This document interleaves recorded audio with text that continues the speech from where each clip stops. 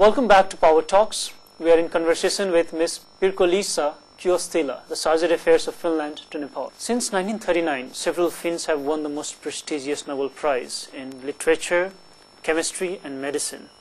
And the most recent Nobel Peace Prize went to former President Martti Ahtisaari. Would you like to share with us your feeling of national pride?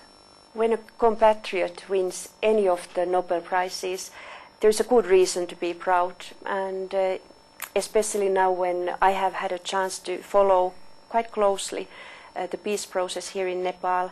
Martti Ahtisaari's Nobel Prize felt especially valuable. Finland was the first nation in Europe that allowed their women to vote and even contest in elections. This was about a century ago in 1906. How did this vision originate, and is this the reason behind 42% of parliamentarians being women and 60% of the ministers are women in Finland? Indeed, Finland was the first country in Europe that gave a right for women to vote, and Finland was among the first ones in the world as well in that respect. And I think that Finland was in the world the first one to give the full rights for women, meaning to have a right to vote and to stand for election. Since 1906 a lot has happened, but still 1906 is remembered in our history as a milestone on which the Finnish women have built.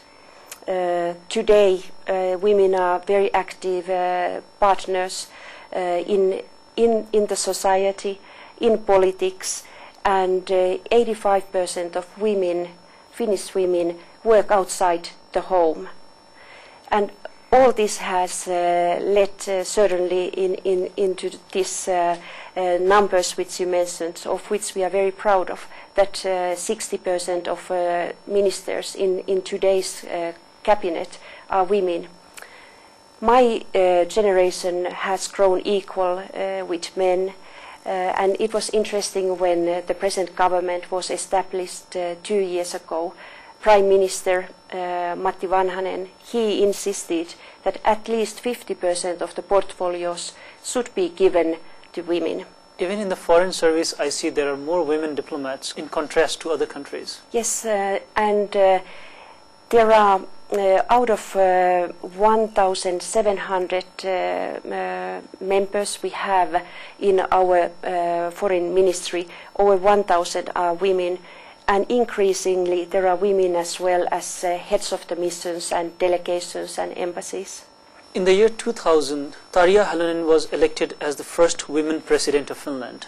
She was re-elected in 2006. She seems to be very successful. How does the young generation in Finland view her leadership? I think that for younger generations, president's gender is not anymore an issue. There was in the earlier election than 2000, there was already a woman candidate for the president's post, but that time she was not elected. The time was not right, and indeed changes take their time. Interestingly, when President Halonen was elected as president, she told how soon afterwards she received quite a number of letters from girls who expressed their delight that now anything seems to be possible for them, even becoming president of Finland. But what is background is the education and the equal opportunities for education, whether you are a girl or a boy, and that has been in place already for a long time in Finland. And that is the reason why competent women can achieve anything, indeed, if they are ready to work hard. Finland is an example to the world when it comes to good governance and political stability. Finland is also one of the very few least corrupt countries in the world. How has Finland achieved this? We know how prosperity, stability, good governance, anti-corruption, they go hand in hand. And there are a few factors behind this low level of anti-corruption to which you referred. Firstly, I would like to mention our value base. the set of values which we already discussed earlier as well, and also prominence of women in decision making seems to be one of the factors, as well as the institutions and structures that guard against abuse of power, and also low income disparities and adequate wages. To what extent has the women leadership contributed to the good governance of your nation and kept it free from corruption? It's our experience that women's active role in politics and society contributes to good governance. And there seems to be as well correlation between low corruption level and women's participation in parliamentary work and in higher public offices. The world sees terrorism as its worst enemy, and that is true. But in my personal opinion, I feel corruption is by far the worst enemy because it destroys the individuals, then the societies, and then the nation, and probably the entire world. How can Finland give out the message to the world to stay away from corruption? It's good to remember, of course, that Finland is not a country that is absolutely free from corruption. And of course, Finland is also a small country with only 5.3 million people.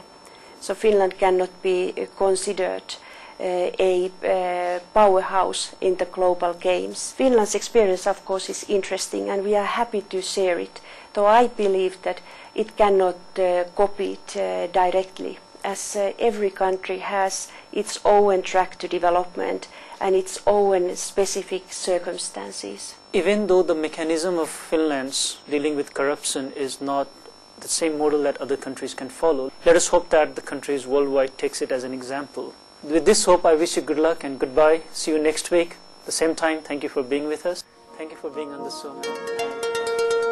I have a small gift from Patan, which is a very historical place of Nepal.